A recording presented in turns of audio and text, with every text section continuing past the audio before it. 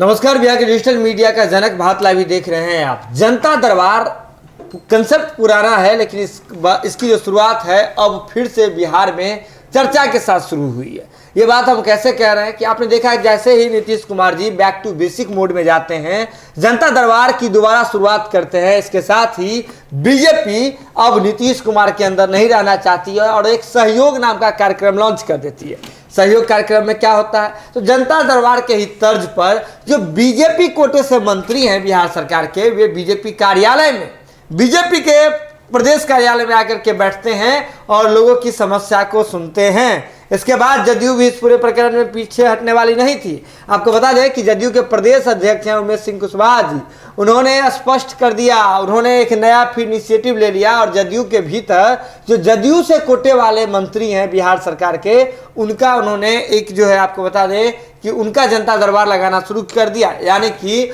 जो भी लोगों के पास समस्या है, विभाग से जुड़ी हुई समस्या है, जदयू कार्यालय आकर के शुक्रवार तक, सोम से शुक्र जो है सप्ताह में 6 दिन आप वहां आकर के अपनी जन समस्या को रख सकते हैं और इसका निदान प्राप्त कर सकते हैं। यानी कि एक तो नीतीश कुमार जी जो बिहार के मुखिया हैं, उनके द्वारा जनता दरबार लगाया जाता है सरकारी स्तर पर, लेकिन अब पार्टी के स्तर पर भी जनता दरबार का आयोजन होना शुरू हो गया है। बीजेपी अपने मंत्रियों के साथ, जदयू अपने मंत्रियों के साथ जनता दरबार आयोजित कराती है, जिसको लेकर के गाइडलाइन पहले भी जारी हो चुके हैं। लेकिन आपको बता दें कि आज शिक्षा विभाग का मामला था और शिक्षा मंत्री जो बिहार के हैं विजय सिन्हा जी, वो वहां पे पहुंचे हुए थे। इस दौरान बिहार में जो शिक्षक भर्ती की जो परीक्षा, जो आपको प्रक्रिया चल रही है प्रारंभिक शिक्षा भर्ती की, उसके कार्यकर्ता, उसके जो लोग हैं, जो अभ्यर्थी हैं, वे जम गए और जदयू कार्यालय के बाहर ही बैठ करके नारेबाजी करने लगे। आपको बता दें कि उनकी ये मांग थी कि प्रारंभिक शिक्षा बहाली प्रक्रिया जो चल रही है उसमें 3 चरण तक का अभी जो है काउंसलिंग हो चुका है,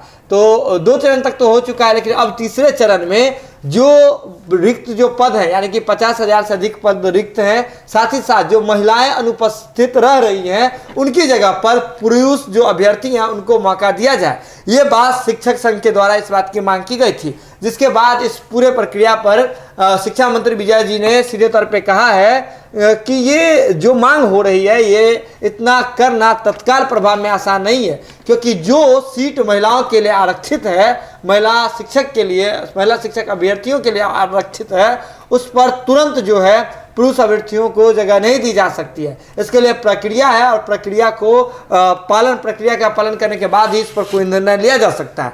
ये बात शिक्षा मंत्री जी ने कही है। देखिए इस दौरान क्या कुछ हुआ है और क्या कुछ कहे हैं बिहार के शिक्षा मंत्री ने, आइए देखते हैं उनका ये वीडियो। आपने उनकी बातें सुनी हैं, समझी हैं, क्या है उनकी मांग? कहना है कि जो महिलाओं का जो बहाली का जो पद रिक्त रह गया है, उस पद पे इनको बहाल किया जाए दूसरे चरण में।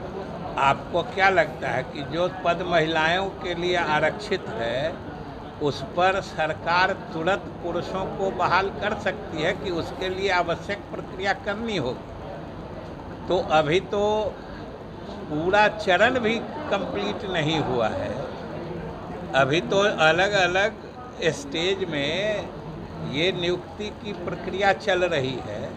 तो इस बीच में जो सीट महिलाओं या उस मायने में किसी अन्य वर्ग या कोटि के लिए आरक्षित हैं, उन पर सरकार कैसे तुरंत बहाल कर सकती है? इसलिए इन लोगों को, हम लोगों के तरफ से आप लोग भी कहिएगा कि धैर्य रखने के लिए, आखिर आरक्षण किसी वर्ग को दिया जाता है, ये तो विशेष सुविधा होती है ना, उसको तुरंत अगर नहीं कोई उस श्रेणी के लोग मिलते हैं तो उसकी भी दूसरे श्रेणी से लेने के लिए उसकी भी निर्धारित प्रक्रिया होती है। ऐसा नहीं है कि जो तुरंत कोई श्रेणी के लोग नहीं आए तो दूसरे श्रेणी में के लोग ले लिए जाएंगे। इसलिए इन लोगों को धैर्य रखना चाहिए।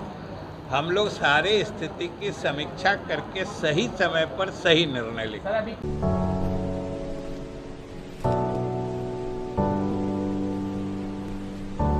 हर विभाग की अलग अलग तरह की समस्याएं होती हैं। जैसे शिक्षा विभाग में है, नियोजन के संबंध में है कि कहीं कोई नियोजन पर सही समय में नहीं पहुंच सके हैं, किन्हीं की शिकायत जो बिहार स्कूल एग्जामिनेशन बोर्ड है सर्टिफिकेट दिया गया है उसमें कहीं थोड़ी कोई त्रुटि हो गई है, जन्म तिथि में कहीं कोई त्रुटि हो गई है, फादर्स नेम में कहीं कोई त्रुटि हो गई है, नाम के स्पेलिंग में अनेक तरह की शिकायतें आती हैं और हम लोग उनकी संतुष्टि और फिर दूसरी बात कि जो भी प्रक्रियात्मक पहलू है उसके जिस तरीके से समाधान हो सकता है वो हम लोग तरीका बताकर तुरंत उसमें संबंधित अधिकारी से संपर्क करके जो आते हैं शिकायत लेकर उनके समस्या का निराकरण करते हैं।